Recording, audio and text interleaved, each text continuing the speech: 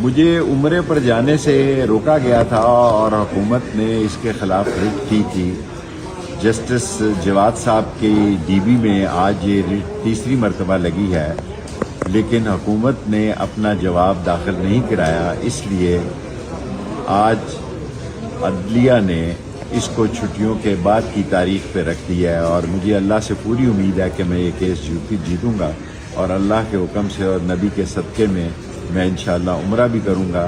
کیونکہ اس کیس میں روکنے کی کوئی وجہ نہیں ہے، کیونکہ اس سے پہلے مجھ پر باہر جانے کی کوئی پابندی نہیں، اور عمرے پر روکنا میں سمجھتا ہوں کسی حکومت کی نہایت ہی نالائکی اور نااہلی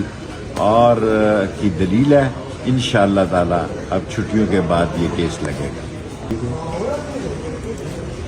مجھے عمرے پر جانے سے روکا گیا تھا اور حکومت نے اس کے خلاف ریٹ کی تھی۔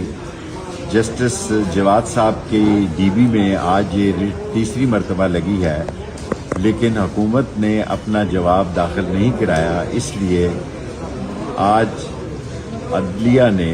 اس کو چھٹیوں کے بعد کی تاریخ پہ رکھ دیا ہے، اور مجھے اللہ سے پوری امید ہے کہ میں یہ کیس جیتوں گا، اور اللہ کے حکم سے اور نبی کے صدقے میں انشاءاللہ عمرہ بھی کروں گا،